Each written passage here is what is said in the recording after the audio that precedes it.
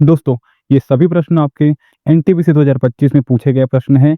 मैं इसके एनालिसिस जो कि वीडियो होते हैं वहाँ से इस क्वेश्चन को उठा कर लाया हूँ। तो मैं चाहूँगा कि आप इस वीडियो को पूरा देखना। अगर आप एनटीपीसी में 12th लेवल की भी तैयारी कर रहे हो, आपके लिए काफ़ी हेल्पफुल होगा ये चीज़ें, आपका 80% काम यही कर देगा। ठीक है? चलिए, पहला प्रश्न, the leadership legacy of Narendra Modi पुस्तक किसने लिखी? ये पूछा गया प्रश्न है, ठीक है? क्या बोलोगे आप? आर बालू, ठीक है?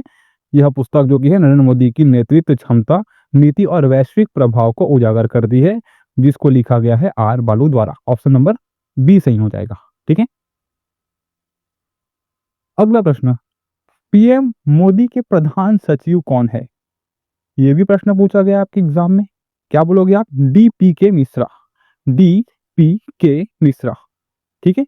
ये क्या है? आपके आईएएस अधिकारी है, प्रधानमंत्री कार्यालय में प्रधान सचिव के रूप में कार्यरत है। कौन?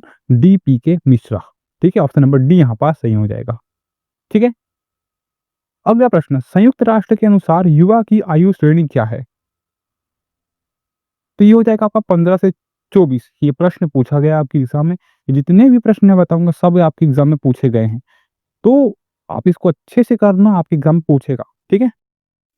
और क्या बोलेंगे कि यूएन के अनुसार 15 से 24, है ना, आयु वर्ग के लोगों को यूथ की श्रेणी में रखते हैं। अब इतना पता होना चाहिए आपको यार कि आयु जो युवा है वो किस श्रेणी में आएंगे? 15 से 24 में आएंगे, ठीक है? चलो,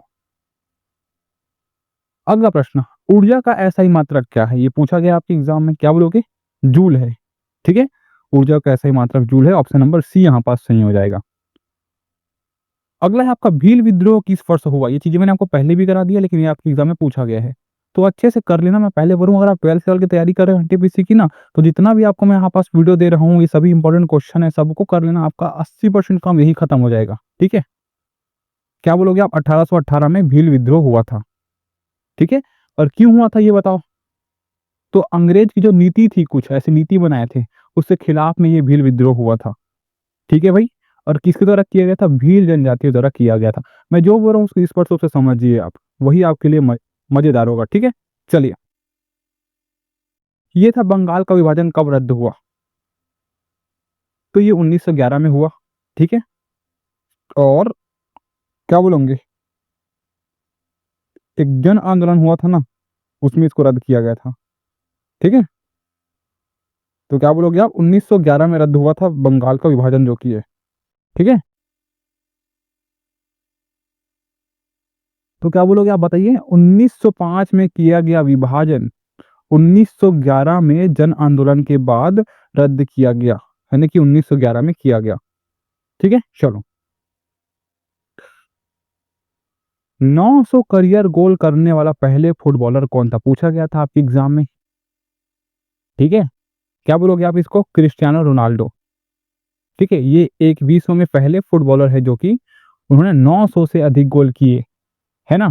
तो इस प्रकार से भी प्रश्न पूछ सकते हैं आपके एग्जाम में, तो थोड़ा तरीके से करना, ठीक है? अगला, पोलीगर विद्रोह किस प्रेसिडेंसी में हुआ? क्या बोलोगे आप? मद्रास में, ठीक है? मद्रास में,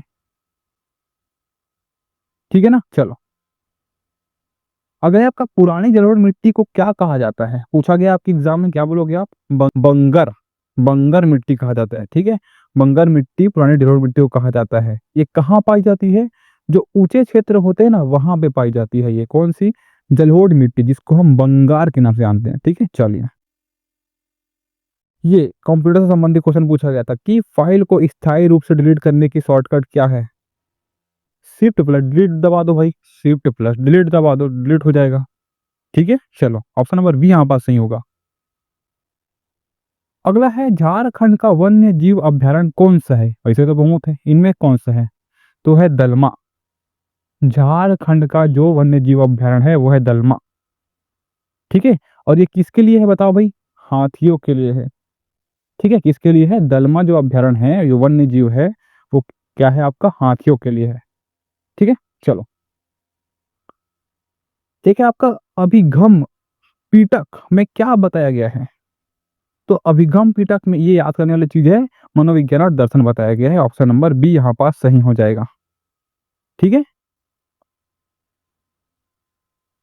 ठीक है ना जी? चलिए, और ये क्या है, एक बौद्ध ग्रंथ भी है, याद में रखेंगे। ठीक है? चलो। एक है आपका एसिटिक एसिड को सोडियम एसिटिक में बदलने की प्रक्रिया क्या होगी? ये पूछा गया है। क्या बोलोगे आप इसको? उदासीनीकरण। उदासीनीकरण के द्वारा एसिटिक एसिड को सोडियम एसिडिक में बदला जाता है। ठीक है? ऑप्शन नंबर बी यहाँ पर सही हो जाएगा।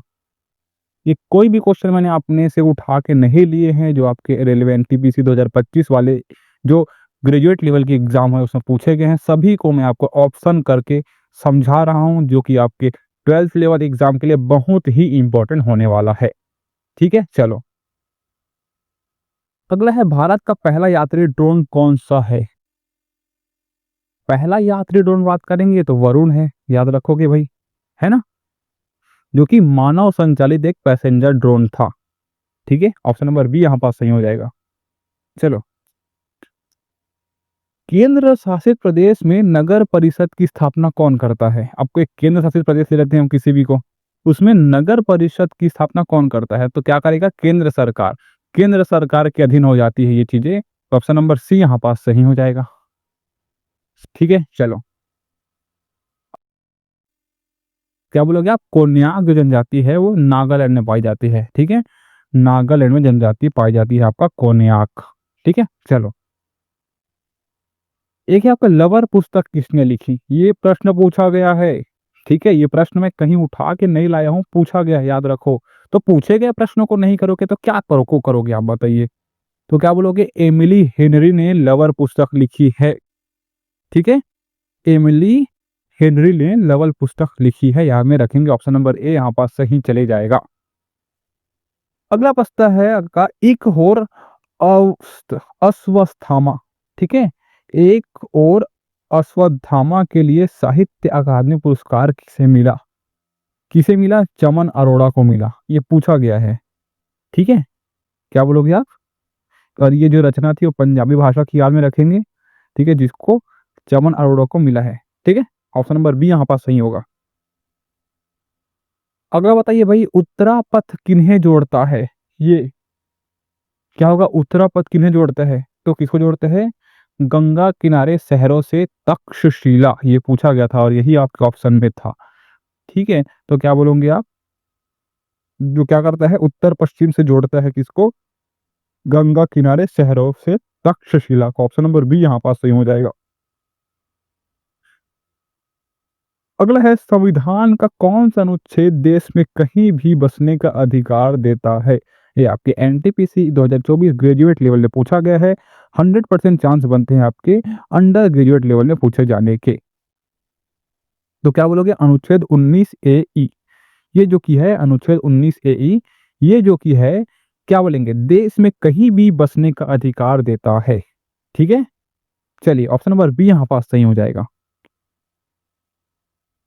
अगला है, सुप्रीम कोर्ट को रिट जारी करने का अधिकार किस अनुच्छेद से है? पूछा गया आपके एग्जाम में। क्या बोलोगे? अनुच्छेद 32।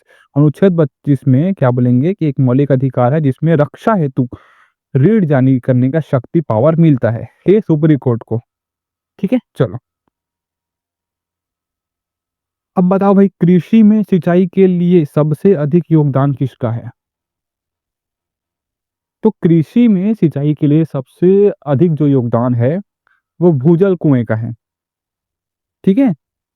जो क्या बोलना चाहिए, जो ट्यूबवेल होती है ना, कुआं होती है, वही है। ठीक, ऑप्शन नंबर सी यहाँ पास सही हो जाएगा। अगला बताओ भाई, पूर्वी घाट का मैदान कैसा है?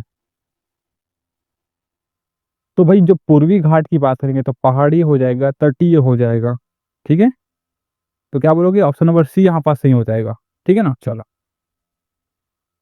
अगला बताइए, 2025 के अनुसार बेरोजगारी किस आयु वर्ग में सबसे ज्यादा अधिक है? तो यहाँ पास ये यार, ऑप्शन में आपको यहाँ पास देखोगे तो 15 से 29 से दिखेगा, और यही समय होता है आपका नौकरी जॉब का। ठीक है? तो यही आपका बेरोजगारी समय होगा, तो ऑप्शन नंबर सी यहाँ पर सही हो जाएगा। अगला प्रश्न बताइए, राष्ट्रीय मानवाधिकार आयोग में कितने पूर्णकालिक सदस्य होते हैं? तो इसमें टोटल, तो भाई इसमें टोटल 5 सदस्य होते हैं। ठीक है ना? ऑप्शन नंबर सी यहाँ पर सही हो जाएगा।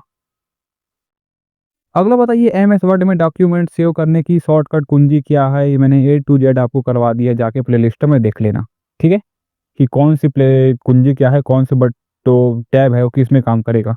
तो भाई जब सेव की बात करेंगे तो कंट्रोल एस कर देंगे, ऑप्शन नंबर क्या हो जाएगा सी यहाँ पर सही हो जाएगा, ठीक है।